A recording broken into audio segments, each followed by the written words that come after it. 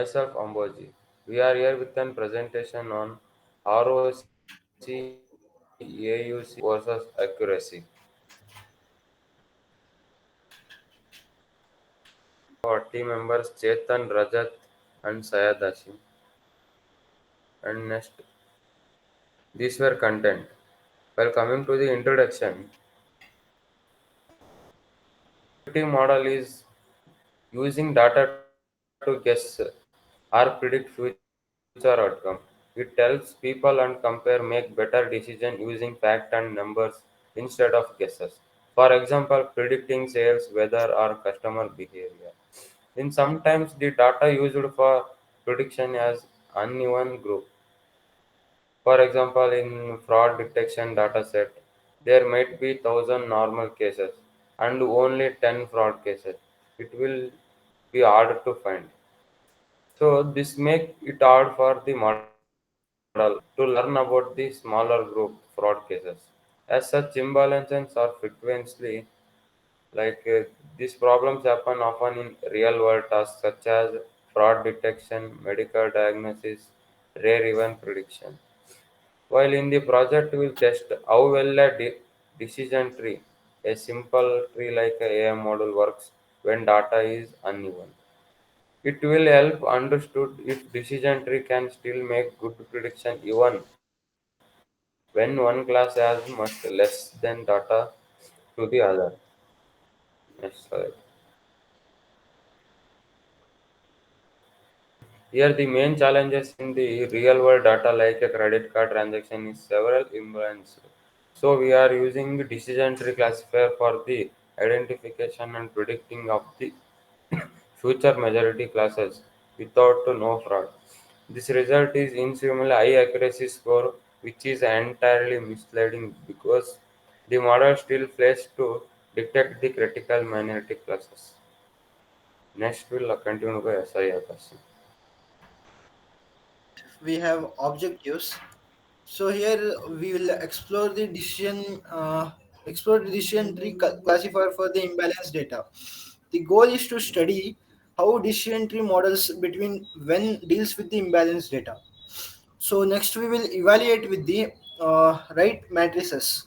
So instead of just using accuracy, the model performance is tested using reliable matrices like precision, recall, and F1 score for which gives the better understanding in the imbalance cases.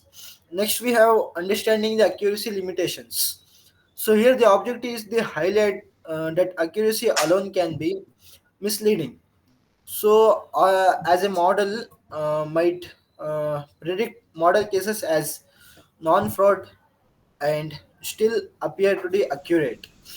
Next, we will improve the model performance through the study. Also, focus on the technique used to handle imbalance, such as oversampling, undersampling, and adjusting classes weights, or using ensemble methods to make the more efficient and fair. Next will be continued by Rajat. Slide we discuss about the literature survey on our project.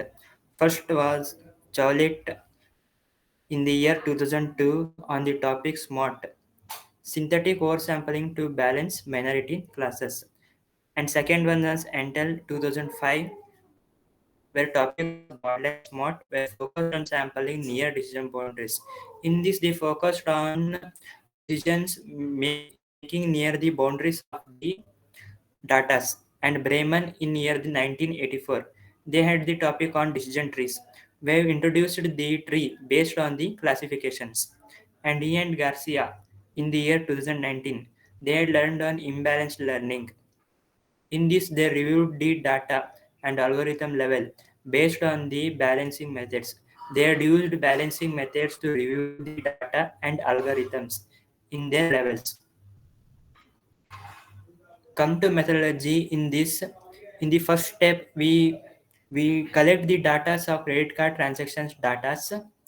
In the second step, we process the data using algorithms, machine learning algorithms. In third step, we resample the data collected using smart techniques. In third decision classifier, we classify the data based on using decision tree algorithm. We detect the data's patterns and check whether there is a frauds in this data. In the final step, fraud detection, we test the data set that pass through the decision tree classifier and detect the frauds in the given data. Next slide will be continued by Chetan. Next is requirements. In that hardware requirements. In processor, the Intel Core i3 or AMD equivalent. We recommend the Intel Core i5 or i7 or AMD Ryzen 5 or 7 for faster computation. Next is RAM. In that minimum 4 GB are recommended to 8 to 16 GB, especially helpful when working with large datasets or performing the smooth. Next is storage. At least 2 GB or free space. In that SSD preferred, like speed up data, access and processing. Next is software requirements.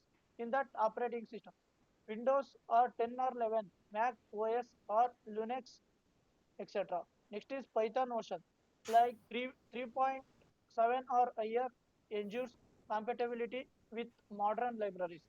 Next is IDE or notebook. In Jupyter Notebook, Google Colab versus code or PyCharm popular environment or coding and experimentation. Next slide. Conclusion. In that In that, we empathize the importance of handling imbalanced datasets in classification problems. In that, when one class significantly outnumbers another, like fraud versus non-fraud. Next is standard classification, like decision trees may favor for majority class and leading to misleading high accuracy. Accuracy alone isn't enough. It can hide poor performance on the majority class. Next, Ashim will continue the code. We'll have the code. So this is the scikit-learn pandas we have installed for the Google Colab.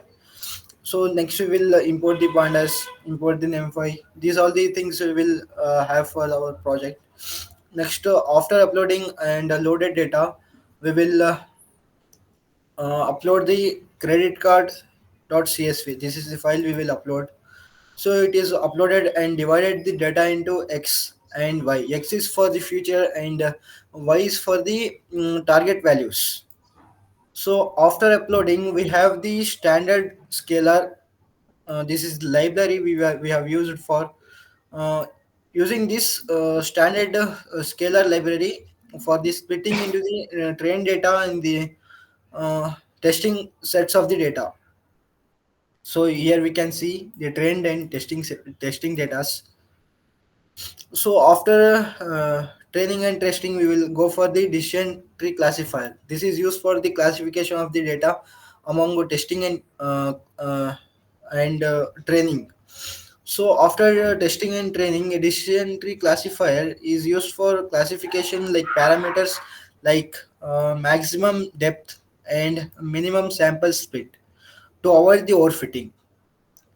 Next, after this, we have the fraudulent and non-fraudulent, for which if the output is 1, then it is fraud data. If the output is 0, then it is non-fraudulent.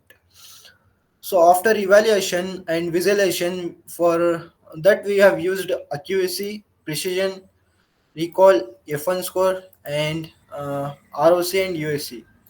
These are the matrices we have used for our program for the better performance. So here this is the output. So in output we can see the performance matrix for the ROC and the ROC curve. Here it is a slight change because we have used the data sets with very little. If we use the data set very high, it will take much of time, but the curve will be like here the curve will become. So our output is like the code output performs matrix and the ROC curve graph, which showing how efficiency the model detects the fraudulent transactions. Thank you.